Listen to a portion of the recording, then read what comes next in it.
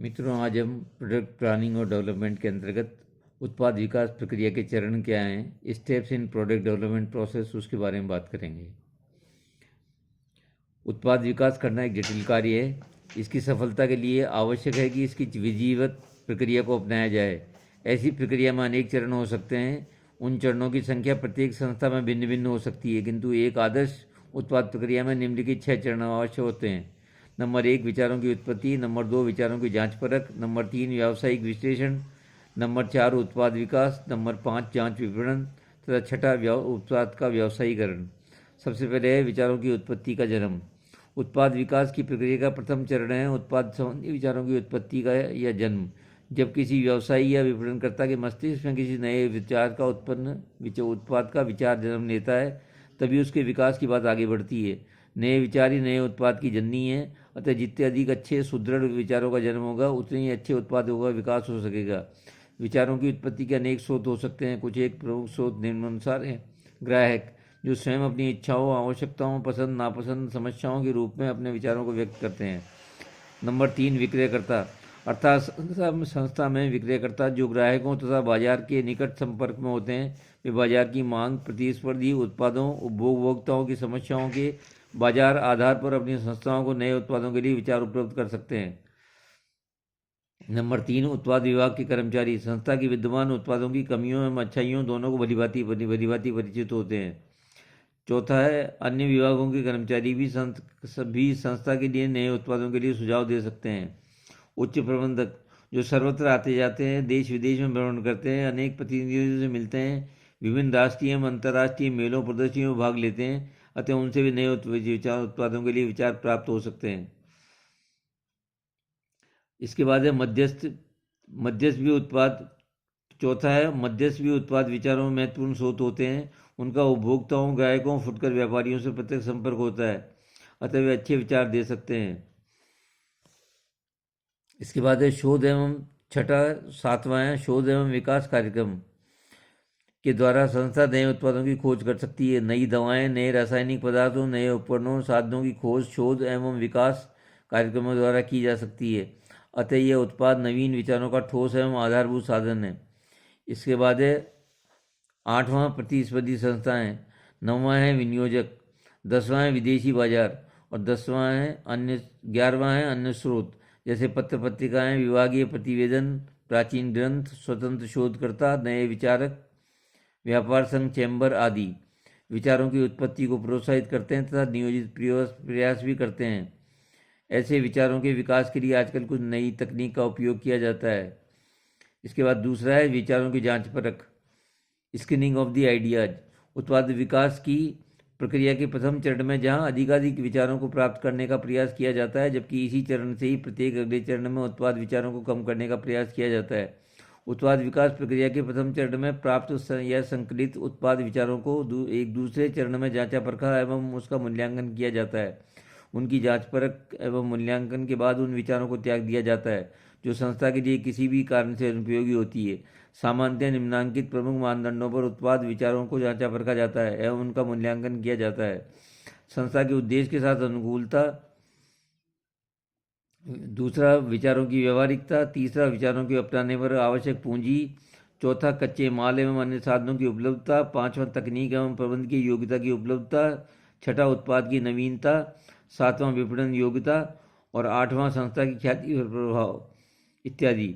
उत्पाद विचारों की जांच परख उत्पाद विकास प्रक्रिया का एक महत्वपूर्ण चरण है। अतः इससे पूर्व सावधानी बरतनी चाहिए। इसमें थोड़ी सी भी असावधानी से प्रतिकूल या अव्यावहारिक उत्पाद विचार छट्टी होने से रुक जाता है और प्रक्रिया के अगले चरण में पहुंच जाता है। ऐसे में संस्था को समय, श्रम तथा धन की भारी हानि उठानी पड़ती है। इतना ही नहीं, अनुपयोगी विचारों को अगले चरण के पास होने से पूर्व कई दिन तक या बहुत बार उपयोगी विचार से भी ध्यान हट जाता है। इसकी भी संस्था को कीमत चुकानी पड़ सकती है।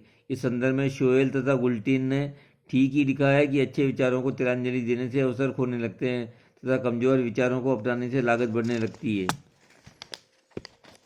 इसके बाद है व्यावसायिक विश्लेषण। जांच परख के बाद जो उत्पाद विचार दमदार एवं हितकारी नजर आते हैं, उनका व्यावसायिक विश्लेषण किया जाता है। दूसरे शब्दों में, जांच परख एवं मूल्यांकन के बाद शेष बचे विचारों को व्यावसायिक उपादेयता, व्यावहारिकता एवं लाभदेयता का अध्ययन किया जाता है। सामान्यतः उत्पाद विचारों के व्यावसायिक विश्लेषण में निम्नलिखित बातों का विश्लेषण किया जाता है। नंबर 1, मांग विश्लेषण, जिसमें सभी उत्पाद विचार से निर्मित माल की संभावित मांग का विश्लेषण एवं अनुमान किया जाता है। इसके बाद है लागत विश्लेषण, जिसमें उत्पाद निर्माण के लिए आवश्यक पूंजी, उत्पाद निर्माण एवं विपणन की लागतें आदि का अनुमान एवं विश्लेषण किया जाता है। तीसरा है लाभदेयता विश्लेषण, जिससे उत्पाद की लाभदेयता का अनुमान लगाया जाता है। इस हेतु उत्पाद का ब्रेक इवन विश्लेषण तथा इससे संबंधित कई अनुपात विश्लेषण किए जाते हैं। इसके अतिरिक्त उत्पाद विचारों का व्यावहारिक विश्लेषण के समय समय पर संपूर्ण व्यावसायिक वातावरण के घटकों, अर्थव्यवस्था की स्थिति, उत्पाद का संभावित जीवन चक्र आदि का विश्लेषण किया जाता है। इसके बाद है उत्पाद विकास। इस अवस्था में उत्पाद विचार को उत्पाद में परिवर्तित किया जाता है। इस चरण में उत्पाद की वास्तविक रूप से बनाया जाता है तथा उसका परीक्षण किया जाता है। इस प्रक्रिया में उत्पाद के रंग, रूप, गुण, आकार, किस्म, पैकेजिंग, नाम आदि का निर्धारण किया जाता है।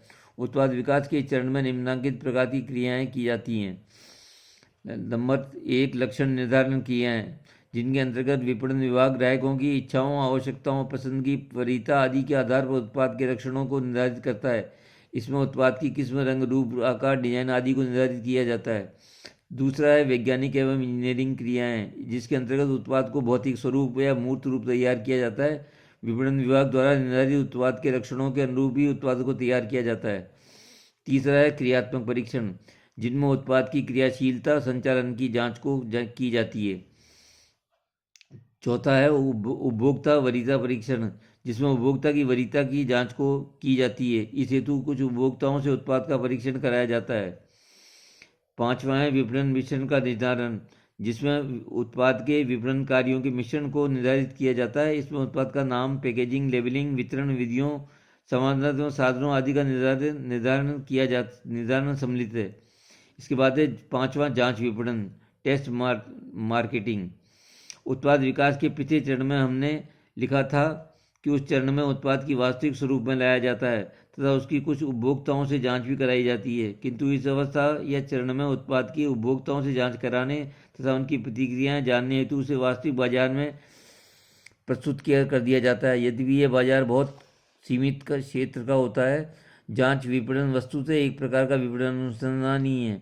जांच विपणन के प्रमुख उद्देश्य एवं लाभ निम्नानुसार हैं। भावी उत्पाद की विक्रय संभावना। नंबर 1, भावी उत्पाद की विक्रय संभाव्यता का ज्ञात करना।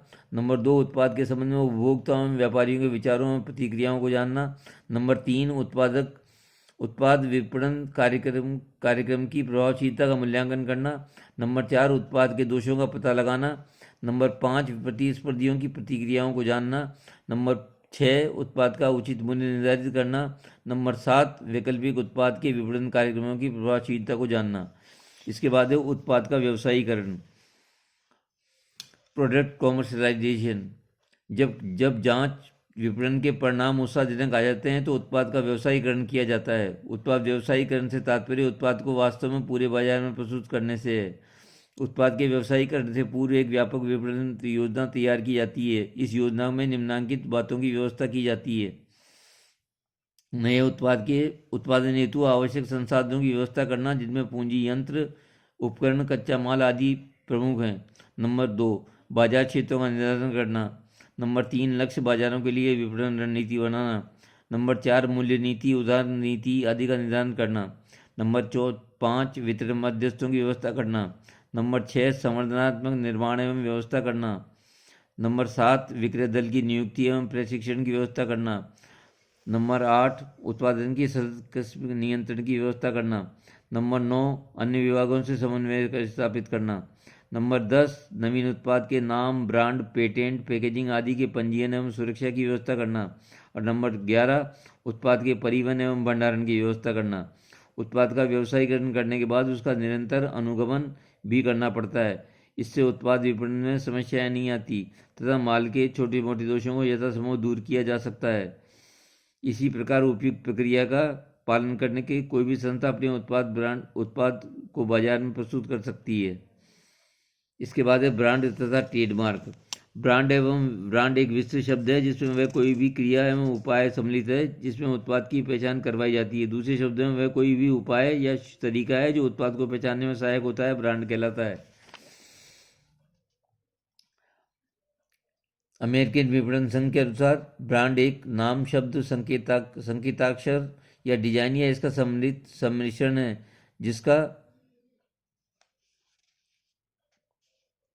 जिसका पहचानना तथा प्रतिस्पर्धी को माल भेद कराना होता है।